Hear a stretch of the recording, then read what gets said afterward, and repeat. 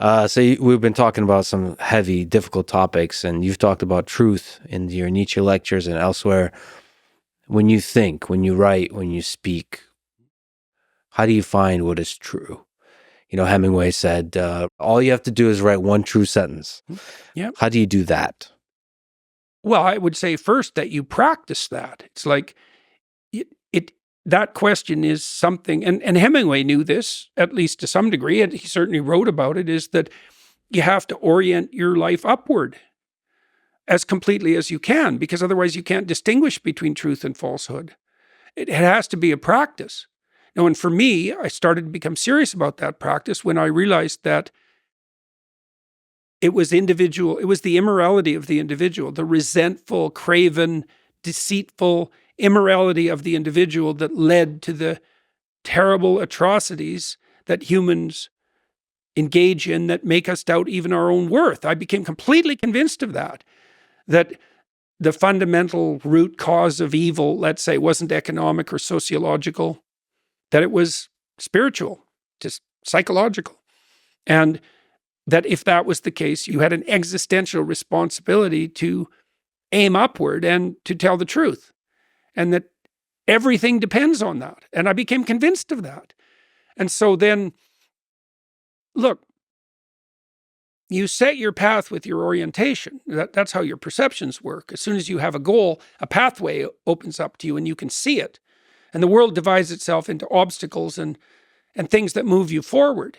And so the pathway that's in front of you depends on your aim. The things you perceive are concretizations of your aim. If your aim is untrue, then you won't be able to tell the difference between truth and falsehood.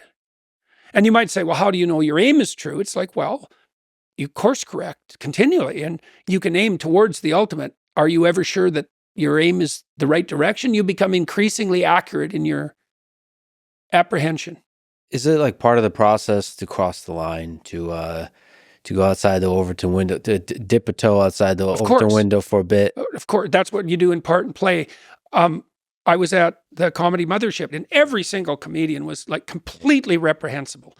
All they were doing was saying things that you can't say. Yeah. Well, but it was in play. What I'm trying to do in my lectures is I'm on the edge. Like I have a question I'm trying to address, and I'm trying to figure it out. I don't know where the conversation is going.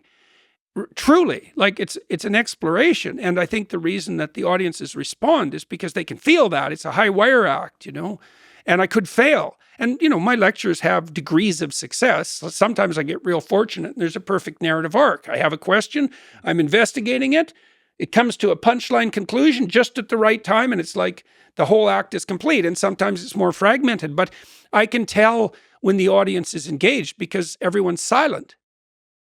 Except maybe when they're laughing. But there's a kind of sense that you're arguing with yourself when you're lecturing. It's beautiful. It's really beautiful and powerful to watch. Like Nietzsche does the same. There's contradictions in what you're saying. There's a struggle with what you're saying.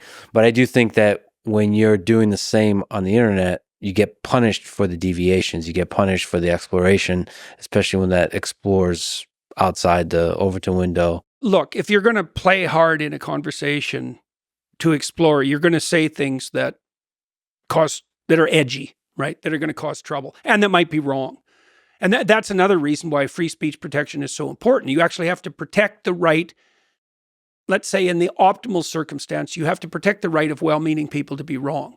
Yeah. Now, you probably have to go beyond that to truly protect it. You have to even protect the right of people who aren't meaning well to be wrong, and we also need that because we're not always well-meaning. But I don't, the alternative to that protection would be the insistence that people only say what was 100% right all the time. I guess this is a call to our fellow humans not to reduce a person to a particular statement, which is what the internet tends to want to do. Especially if it's the worst thing they ever said. Yeah. Yeah, because anyone judged by that standard is doomed unless they're silent. But it also just makes you not want to play. Yeah, right. Not want to take sort of radical thought experiments and carry out to a natural conclusion. Yeah, well, that's kind of the definition of a totalitarian state. Yes. No one's playing in a totalitarian state ever. But in this case, it's an emergent one. Yeah. With psychopaths roaming the landscape. Yeah. Well, the barbarians. That might be the general pattern of totalitarianism. Well, in totalitarianism, there's usually one psychopath, not multiple. Yeah, but everyone else is complicit, at least in their silence. Yeah.